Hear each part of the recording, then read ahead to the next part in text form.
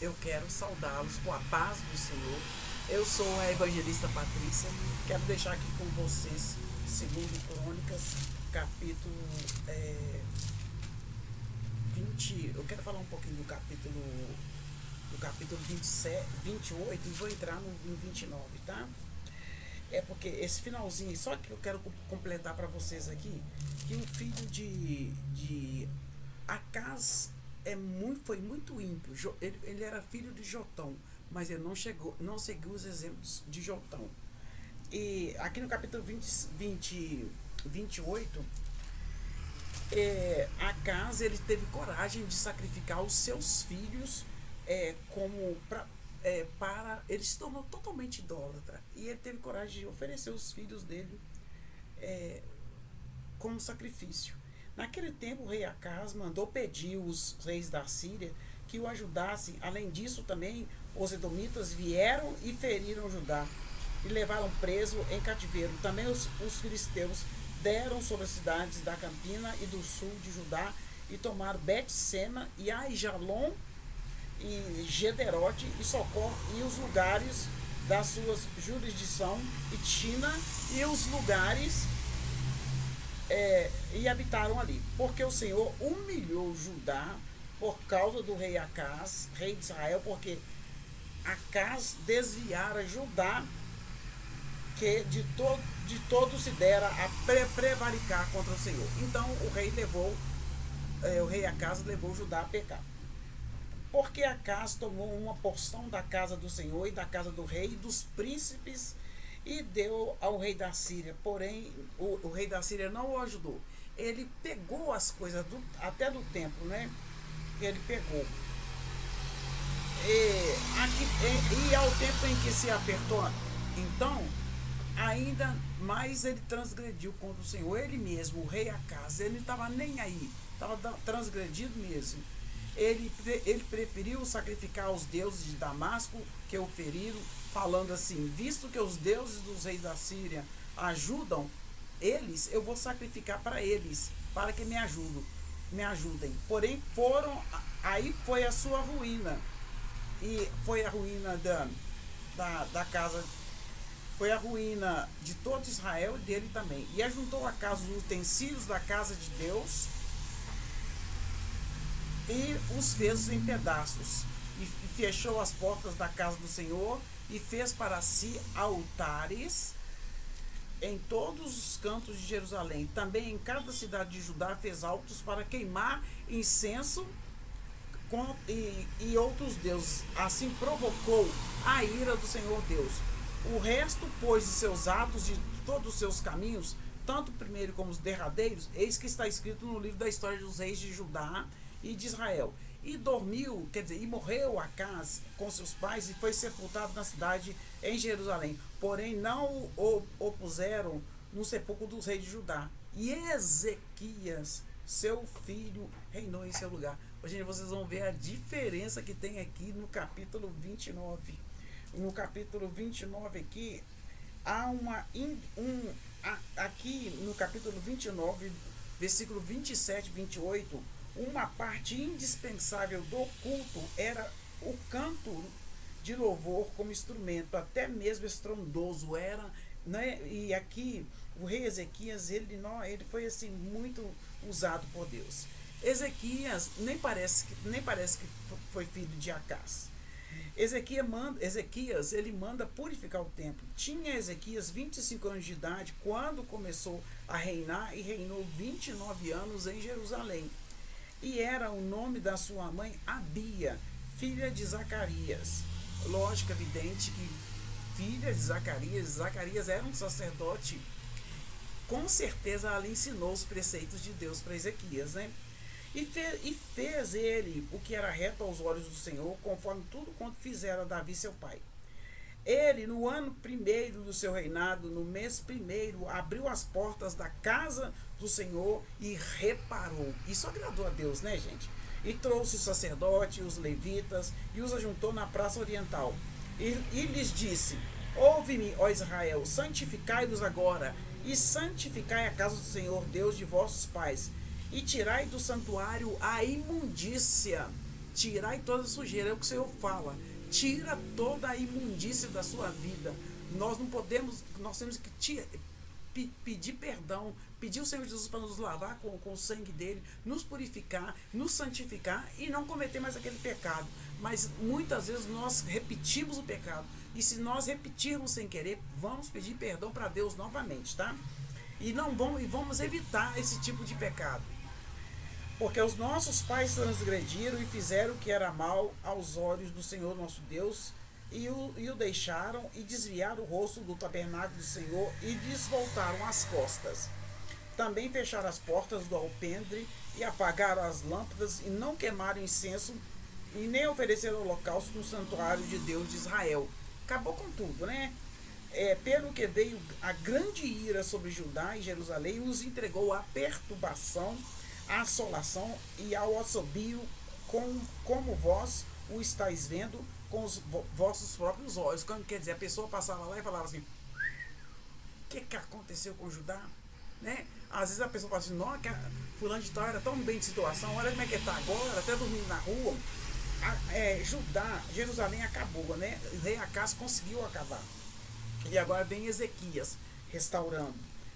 E agora me tem vindo ao coração que façamos um concerto com o Senhor, Deus de Israel, para que se desvie de nós o ardor da sua ira.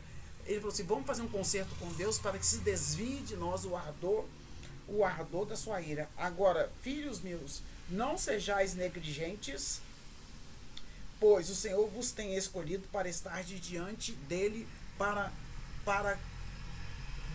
o servirdes e para ser de seus ministros e queimarem incenso. Os levitas purificam o templo. Então se levantaram os levitas, Maate, filho de Amazai, e Joel, filho de Merari, Quis, filho de Abide, e Azarias, filho de Jealelel, e os Gersonitas, e Zilma, Edo, filho de Joã. Aqui destacou, né? Esses aqui foram os levitas, purificaram o templo. Assim como o rei Ezequias deu ordem, os levitas purificaram. E agora, gente, a coisa mais linda que acontece: Ezequias, depois do templo purificado, lançou todos os objetos que o rei Acás, no seu reinado, tinha deixado lá, lançou fora, na sua transgressão, e já preparando e santificamos. Eis que estão diante de ti o altar do Senhor. E Ezequias aqui, que lindo, gente, ele restabeleceu o culto a Deus, o verdadeiro culto a Deus, que possamos estar restabelecendo o verdadeiro culto a Deus, restabelecendo a nossa leitura diária da Bíblia, restabelecendo a nossa oração, a nossa intimidade com Deus. Ezequias restabelece o culto de Deus. Então o rei Ezequias se levantou de madrugada e ajuntou os maiorais da cidade e subiu à casa do Senhor e trouxeram ali 7 novilhos, 7 carneiros, 7 cordeiros, 7 bodes para o sacrifício expiatório pelo reino, pelo santuário, por Judá e Ezequias. E isso disse os filhos de Arão, os sacerdotes, e os que oferecessem sobre o altar. E ali eles fizeram o sacrifício, né? E então eles também trouxeram o bode para o sacrifício pelo pecado perante o rei e a congregação, e lhes impuseram as mãos. Era costume, né, trazer os bodes e ali confessar os pecados, né, e lançar o bode lá, mandar o bode, soltar o bode para o deserto para levar os seus pecados. E os sacerdotes os mataram, aqui, ó, então trouxeram os bodes para o sacrifício pelo pecado perante o rei e a congregação, eles puseram as mãos. E os sacerdotes os mataram com o seu sangue e fizeram expiação do pecado sobre o altar para reconciliar todo Israel. Eles teve bode que eles soltavam no deserto, e teve outro que eles confessavam e confessavam o pecado ali e queimavam, tá? E aqui, gente, eles fizeram expiação do pecado sobre o altar para reconciliar todo Israel, porque o rei tinha ordenado que se fizesse aquele holocausto e sacrifício pelo pecado de todo Israel. E pôs os levitas na casa do Senhor como símbolo, com símbolos, com alaúdes e com harpa, conforme o mandato de Davi, de Gade, o vidente, o rei, e do profeta Natã, porque este mandado veio do Senhor por mão dos seus profetas. Estavam, pois, os levitas em pé com os instrumentos de Davi e o sacerdote com as trombetas. E deu ordem Ezequias que oferecesse holocausto, sacrifício no altar, e ao tempo em que começou o holocausto, começou também o canto do Senhor, com as trombetas e com os instrumentos de Davi, rei de Israel. E toda a congregação se prostrou quando cantavam canto.